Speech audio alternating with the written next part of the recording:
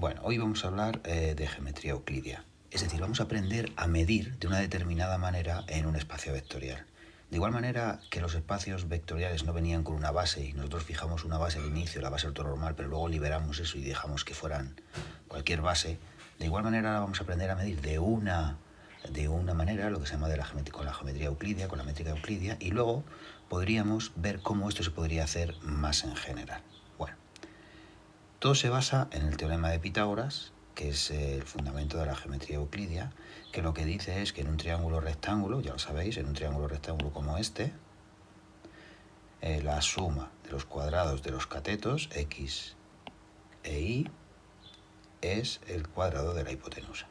Entonces, si queremos medir un vector, lo identificamos con la flecha que sale del origen y termina en el punto de sus coordenadas, es decir, estamos fijando la base canónica, y en R2, aquí estamos en R2, lo que hacemos es medir según el teorema de Pitágoras, es decir, el módulo del vector u, el tamaño del vector u, la intensidad de la fuerza u es la raíz cuadrada de la suma de los cuadrados de los catetos.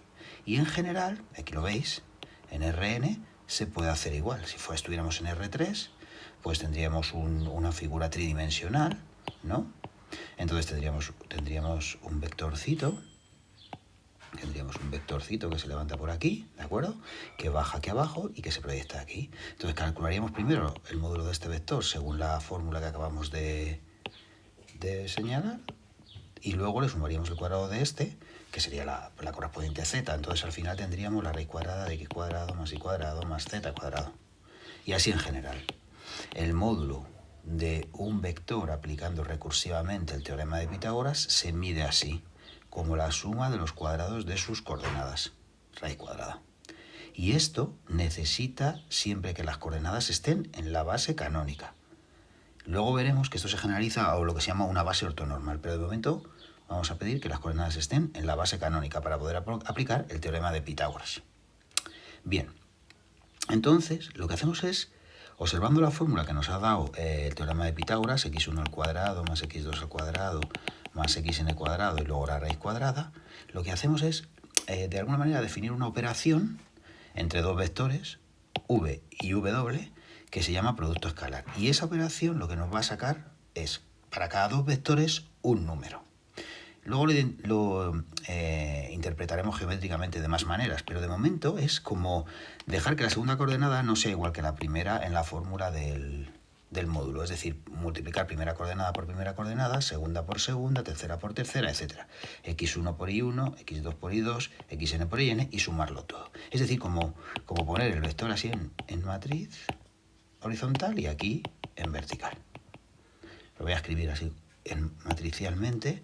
Sería poner el vector x1 en horizontal, el vector x1 xn y el vector y1 yn en vertical y multiplicar de esta manera, x1 por y1, x1 por y1, x2 por y2, xn por yn, como si fueran matrices. Y esto te da un número por el tamaño, ¿no? Esto es un numerito. Vale. De esta manera, cuando nosotros pongamos aquí en el segundo vector el mismo, v por v, ¿vale? Tendremos algo que se parece al módulo. Bueno, en realidad es el cuadrado del módulo. Pero bueno, pues será útil y podremos funcionar así. Este producto escalar tiene varias propiedades, que son las que permitirán en el futuro, o si nos hiciera falta, generalizarlo. Entonces, las propiedades que tiene son las siguientes. Vamos a borrar esto para hacer un poquito de hueco. La primera propiedad es que es bilineal. Esto quiere decir que es lineal en ambos vectores. Es lineal en v y es lineal en w.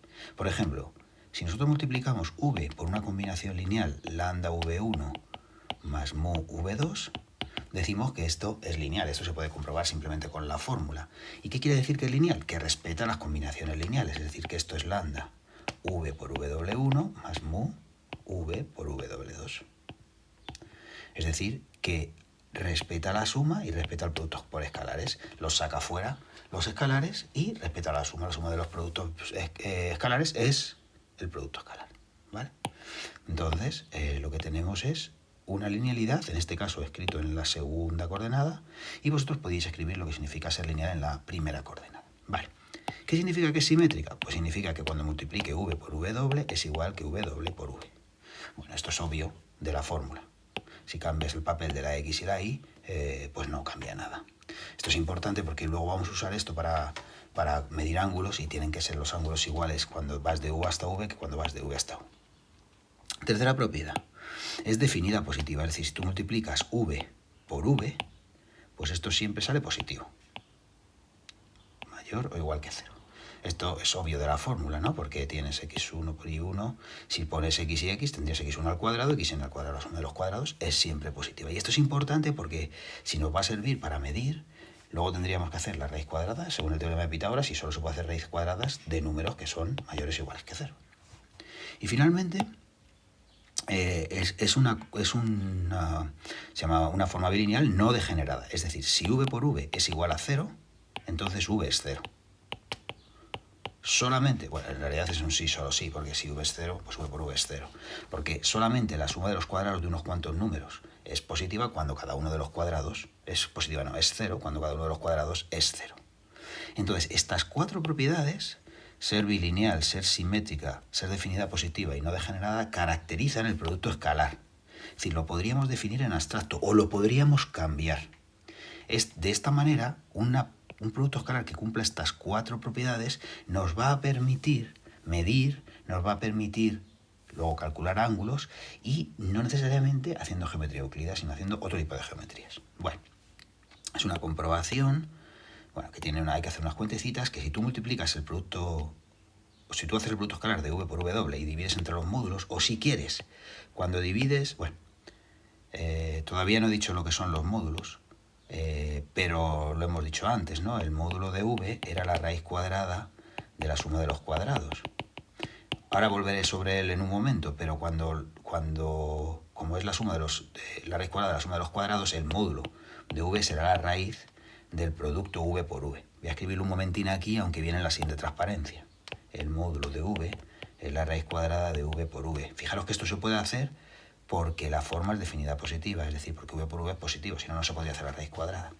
Bueno, lo que digo aquí es que cuando tú multipliques v por w y lo dividas entre sus módulos, este es el producto escalar, este es el producto normal, pues estos son dos números, siempre te va a salir un número entre 1 y menos 1.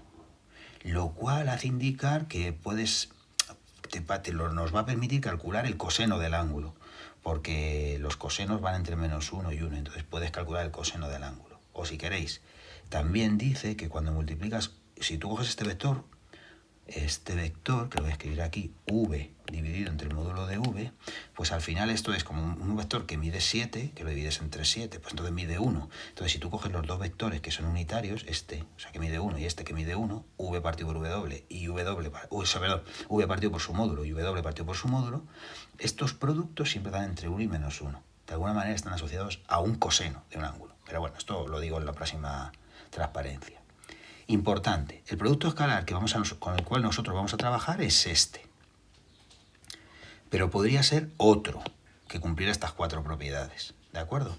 Si hubiera otro que cumpliera estas cuatro propiedades permitiría medir de una determinada manera que no es la euclídea, que no es la habitual, que no es la que respeta, que no es la que define el teorema de Pitágoras. Nosotros nos vamos a centrar en esta. Bien, ¿cómo medir el ángulo entre dos vectores? Pues el ángulo entre dos vectores es el angulito, ¿ves? Aquí dos vectores, aquí tenemos v y w, y entonces aquí tenemos el ángulo que se forma. Bueno, voy a volver a escribir lo que he dicho antes, de que para medir un vector, el módulo de v, lo que se hace es la raíz de v por v, ¿no? Del producto escalar. Recordar que esto era lo que decía el teorema de Pitágoras, simplemente. Aquí en este dibujito que he cogido de internet, el módulo viene escrito con dos rayas. Aquí con dos rayitas y aquí con dos rayitas. Bueno, no pasa nada, eso es el mismo. Para nosotros esto es el módulo de w, ¿vale? Pero veis, aquí entre w y v se forman dos ángulos, este y uno que hay por aquí. Nosotros siempre vamos a medir el pequeño, el que mide menos de 180 grados. Y lo que vamos a hacer es medir este ángulo usando su coseno, el coseno del ángulo θ. Esto es lo que vamos a calcular, el coseno del ángulo θ. Ahora veremos cómo, pero lo importante es, bueno, será con el teorema del coseno, pero lo que vamos a hacer es medir este ángulo que no tiene que depender del tamaño de los vectores, es decir, si este lo multiplico por 2 y este lo multiplico por 2, el ángulo tiene que ser el mismo. Además, en esta transparencia podemos ver una cosa más, que es que cuando tú quieres calcular la distancia entre dos puntos, lo identificas como los dos vectores, ¿vale? Piensas este punto y lo que haces es calcular el módulo del vector diferencia.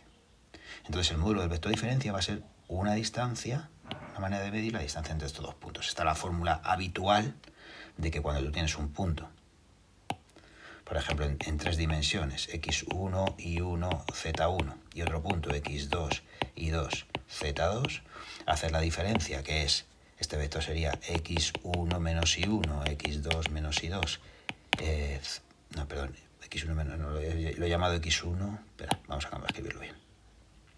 Entonces, x1 menos x2 y 1 menos y2, z1 menos z2, y si quieres calcular la distancia, pues lo que haces es el módulo de este vector, es decir, la raíz cuadrada de la suma del cuadrado de este más el cuadrado de este más el cuadrado de este, el módulo de este vector. Bien, entonces volvemos a los ángulos. Quiero medir este ángulo. ¿Cómo lo mido? Este no, quiero medir el pequeño. Bueno, el otro se calcularía muy fácilmente porque es no se llama ni complementario ni suplementario, el que da toda la vuelta a la circunferencia. Bien, pues uso la desigualdad de Cauchy-Schwarz, esta que he dicho antes, Cauchy-Schwarz. Nosotros calculamos el coseno del ángulo como el producto escalar dividido entre el producto de los módulos. Como esto da un número entre 1 y menos 1, pues tú, si te fijas aquí en la gráfica del coseno, al tener un ángulo entre 1 y menos 1, tú tienes un angulito, por ejemplo, tienes un valor del coseno, quiero decir, por ejemplo, un medio, pues le buscas su ángulo, que es este de aquí, con lo que se llama la función inversa del coseno, que la conoceréis y es, x entonces es el arco coseno de y. Entonces, ¿cómo medimos el coseno de un ángulo? Pues sencillamente multiplicando escalarmente v por w y dividiendo entre el producto de los módulos. O si queréis, como decía antes, coges este vector que ahora ya mide 1 y lo multiplicas por este vector que ahora ya mide 1 y haces el producto de los dos vectores unitarios. Eso te daría el coseno del ángulo y entonces el ángulo se recupera con el arco coseno. Con lo cual, hemos podido multiplicar dos vectores con un producto escalar. Recordad que nosotros tenemos una fórmula particular, que es simplemente poner el vector v así, en la base canónica, poner el vector v así, en la base canónica, y poner el vector w así, en la base canónica, y esto es el producto escalar v por w. El producto escalar es un número. Pero luego es muy importante que sepamos, aunque nosotros no vamos a trabajarlo, que se podría definir un producto escalar de otra manera. Vale, una vez que tenemos el producto escalar, podemos definir el módulo de un vector. ¿Cómo? Como el producto escalar v por v, como ya sabemos que eso es positivo, porque está definido positivo, pues simplemente hacemos su raíz cuadrada. Esto es el teorema de Pitágoras. O sea, la forma nosotros que estamos usando de medir son las consecuencias del teorema de Pitágoras. ¿Y cómo medimos el coseno de un ángulo entre dos vectores? Pues simplemente multiplicando escalarmente v por w y dividiéndolo entre su producto de sus módulos. O si queréis, v entre v, que es un vector que ya mide 1, por v entre v, que es un vector que ya mide 1. Y todo podría ser más general.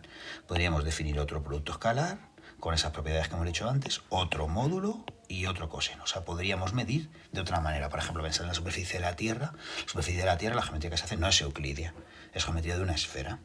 ¿Vale? Entonces, estos tres conceptos, que en realidad todos se reducen al producto escalar, son la manera en que nosotros vamos a poder medir. En el próximo vídeo, lo que veremos es cómo hacerlo esto cuando no estás en la base canónica. Y como siempre ocurre en geometría lineal, en álgebra lineal, necesitaremos saber lo que pasa con el producto escalar de los elementos de la base. Y con eso ya sabríamos todo. ¿Vale? Bueno, aquí termina este primer vídeo introductorio de geometría euclidiana.